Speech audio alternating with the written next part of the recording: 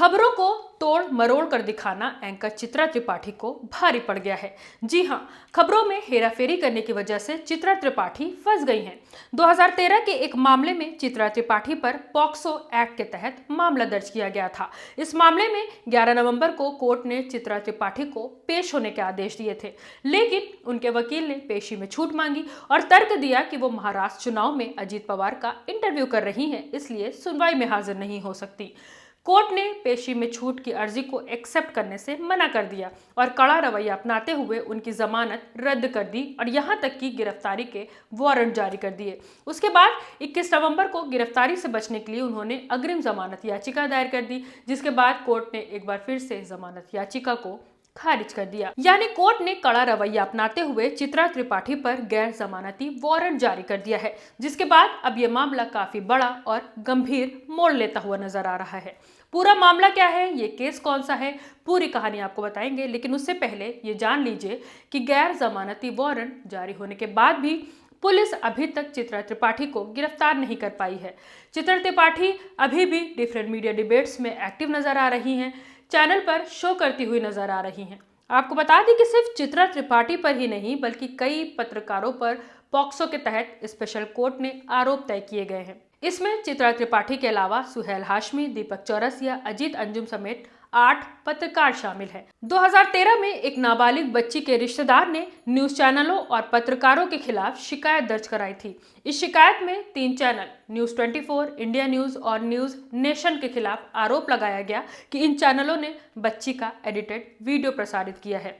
इन सभी पर भारतीय दंड संहिता की धारा 120B, 469, 471, इंफॉर्मेशन टेक्नोलॉजी की धारा 67B, 67 इलेक्ट्रॉनिक रूप से अश्लील सामग्री को छापना और दिखाना और पॉक्सो की धारा 23 मीडिया का पीड़ित बच्चे की पहचान जाहिर करना और 13C अश्लील प्रयोजनों के लिए बच्चों का उपयोग करने के तहत मामला दर्ज किया गया है।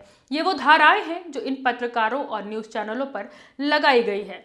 अब तफसील से आपको पूरा मामला बताते हैं। 13 अगस्त 2013 को आसाराम बापू पर नाबालिग के साथ यौन उत्पीड़न करने का आरोप लगा था और जोधपुर से आसाराम बापू की गिरफ्तारी हुई थी। इससे ठीक 2 महीने पहले एक घटना हुई थी जिसके लिए इन पत्रकारों के खिलाफ पुलिस में शिकायत दर्ज की गई।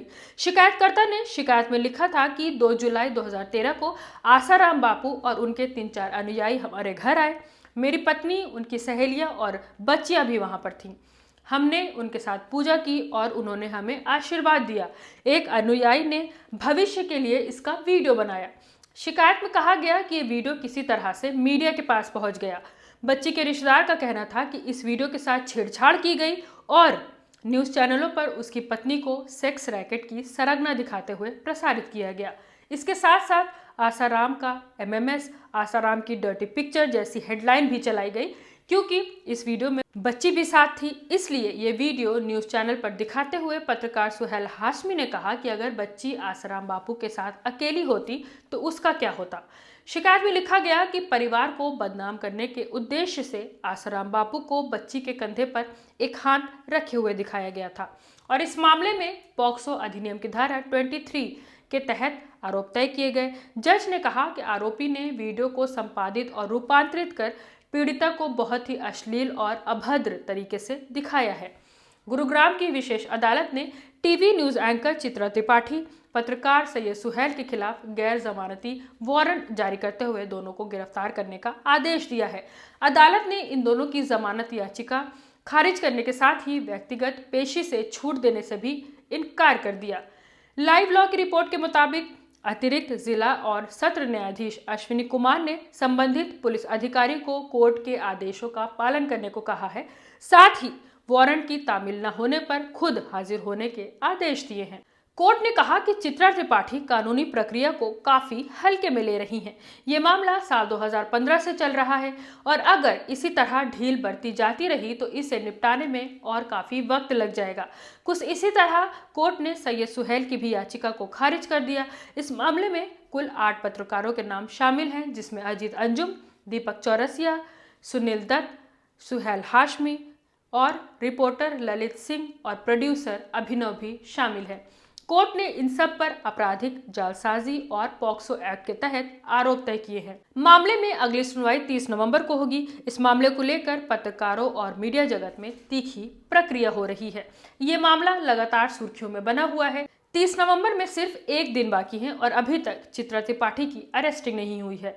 वो अभी भी लगातार अपने चैनल पर शो कर रही हैं, यात्रा कर रही हैं, चुनाव कर रही हैं। इस मामले में एक बात तो साफ तौर पर देखा जा सकता है कि जो लोग पावरफुल हैं, बड़े ओहदे पर बैठे हैं, उनके साथ पुलिस किस तरह ढीला ढाला कानूनी रवैया अपनाती है।